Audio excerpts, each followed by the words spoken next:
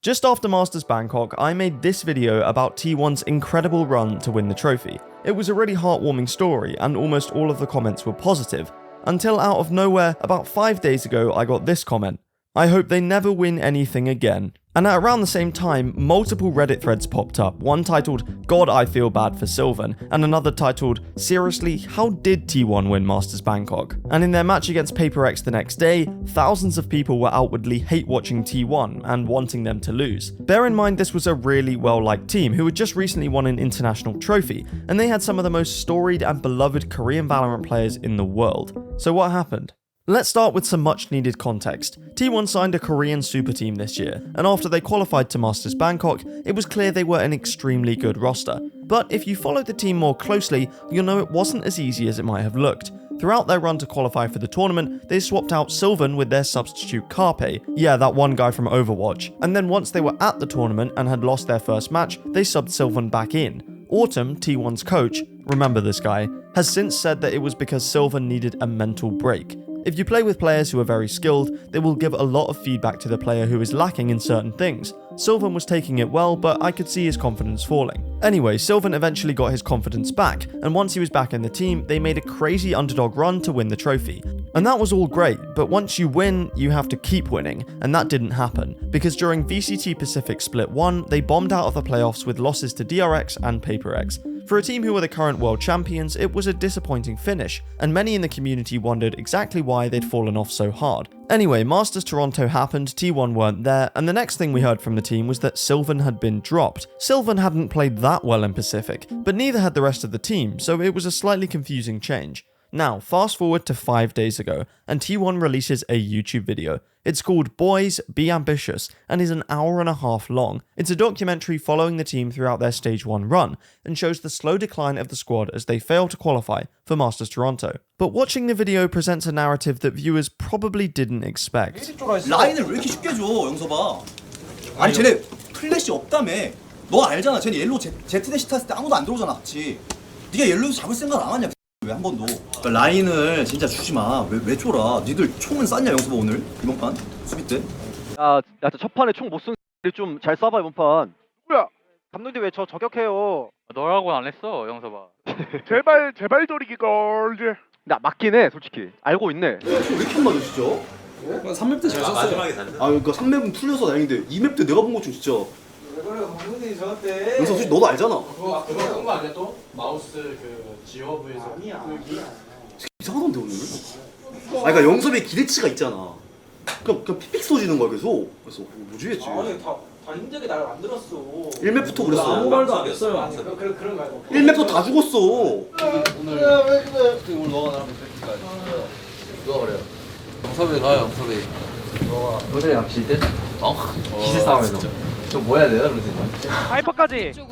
야, 천천히 땡겨고 나온 거 조심해. 올 내린다. 나 메인 보는 중. 메인만 봐. 필요 하나? 어제 여기서 재미 좀 그죠? 보던데. 챔피언! 자, 그냥 나옵니다. 그냥 나와요. 아니 이게 와. 그래도 어쨌든 힘으로 밀고 나갔을 때 이기는 라운드가 더 많았던 것 같거든요, 오늘. 예, 막을 수 있겠어, 얘들. 어때? 아, 네, 이거는 막을만 했었는데 처음에 템이 다 빠가져가지고. 아 근데 형은 어떻게 죽었는데? 나 연막 앞에서 비비다가 죽었어. 그러니까 어떻게 죽었는데? 총을 쏜 거야, 총을 못 쏘는 상황이었어. 나 총 쓸 수 있었는데 그냥 1대1에서 졌어. 그럼 막을 수 있었을 것 같아. 영섭아 제발. 나.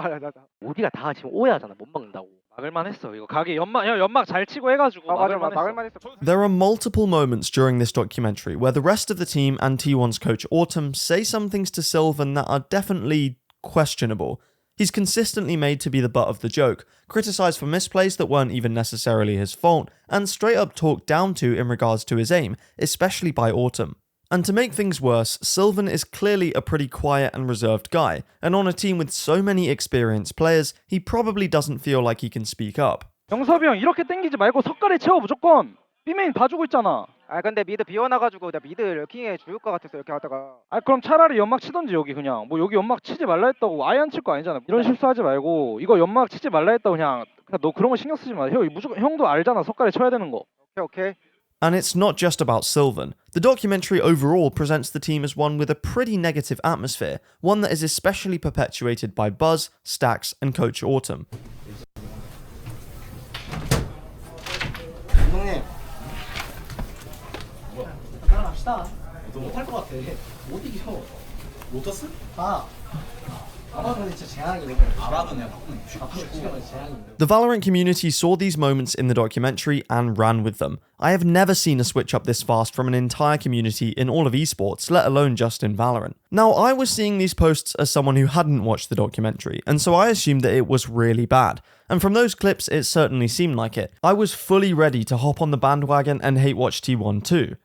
And then I actually watched it. 영섭이. 왜 표정이 안 좋아? 이상호? 뭐 그거지? 뭐 또 나간 거 아니지 이거?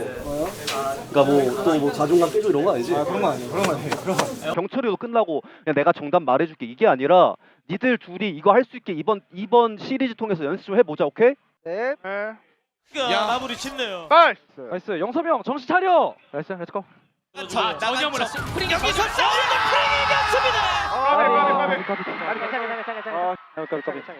이걸로 우리가 발전할 수 있으면은 나쁜 게 아니야. 우리가 픽오프 때도 해야 하는데 못하게 돼 이거. 다 고점 알고 있는데 애들끼리. 그러니까 니들에 대한 믿음을 가져라. 너넨 그 고점 보는 플레이로 우승했던 애들이야 다. 실제로 할 수 있는 애들이. 고생했다. 수고했다 얘들아. 야 챔스 우승하다 진짜.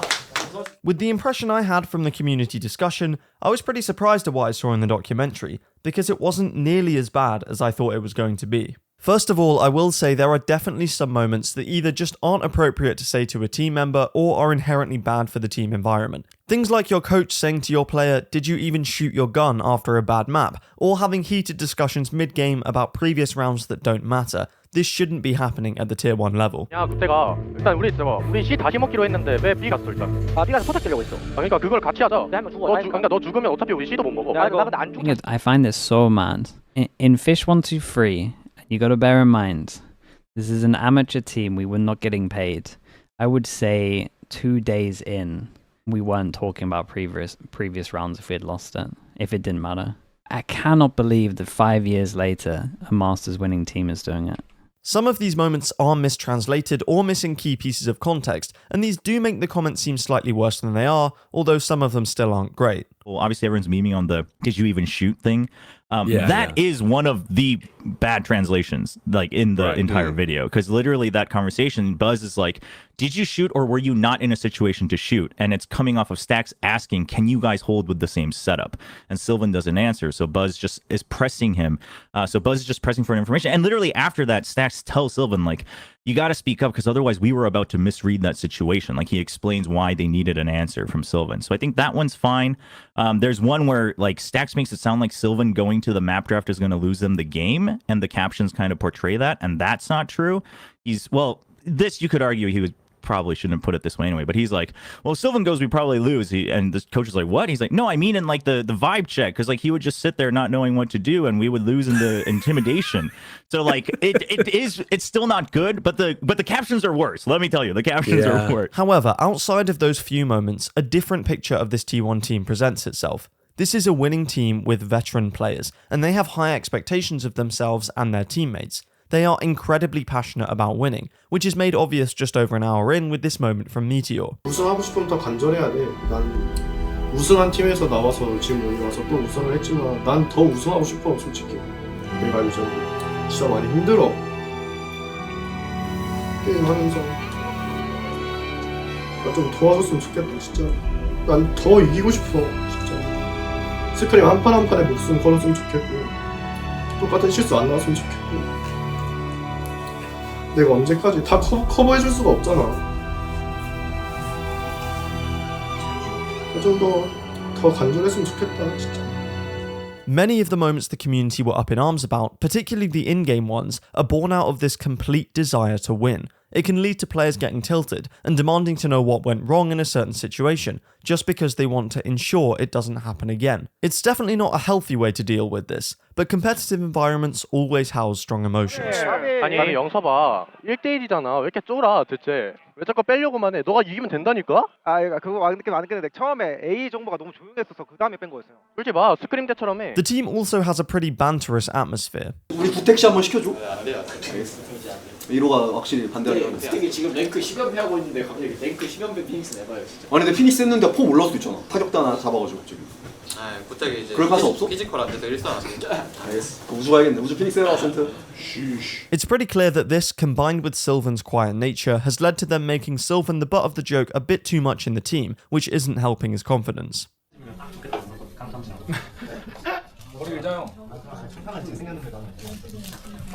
I mean, the guy's got no confidence, bro. This is the guy. They're telling to have some confidence. Okay, tell me at least tell me someone tells him that he's good looking after this. Please, just purely for the confidence.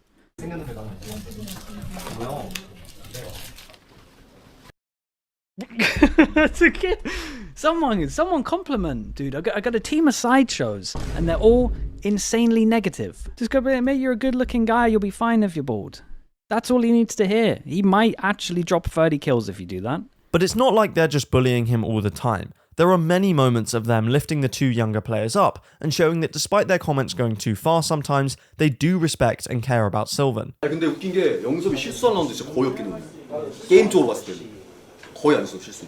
From what we see in the vlog, Izu and Sylvan are super quiet players, and although it's hard on a veteran team, they do need to speak up sometimes. Buzz mentions this in a pretty constructive way, in my opinion. 나는 이것도 좀 뭐 사람 성격 문제일 수도 있는데 우리 브리핑 할 때나 피드백 할 때나 나는 그냥 영섭이 형이랑 우주도 말 좀 해줬으면 좋겠어. 이런 말을 하는 분위기일 때도 그냥 맨날 아무 말도 안 하고 그냥 가만히 있으니까 그냥 솔직히 그거는 내가 어제도 말했잖아. 그냥 너 스스로 만드는 거야.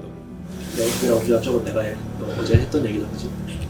영상 우주야 근데 제가 말한 거는 애들 뭐 얘기하면 너 왜 그렇게 했는지 왜 그렇게 하고 싶은지 뭔가 얘기를 해야 될 거 아니야. 당연히 얘네가 말하면 어떻게 다 맞아. 네가 말한 거 맞을 수 있다고 했잖아. 그게 맞아. But one of the most important things I took from this documentary wasn't that X player or Y coach was toxic. It was the importance of a positive team culture. Two recent examples of winning teams with positive team cultures are PaperX and Fnatic, both of whom have referenced their great team cultures as reasons that they've not just been able to win, but maintain long-term success. And a huge element in creating these cultures within teams are players who are emotionally intelligent enough to create these good atmospheres. Players like Boaster and Divide jump to mind for me. Those players who can identify exactly what their teammates need at any given moment, and always actively looking to improve the team vibes. And from this documentary, Meteor and Carpe seem to be two team members who do just that. 무조건 형도 알잖아. 석가래 쳐야 되는 거.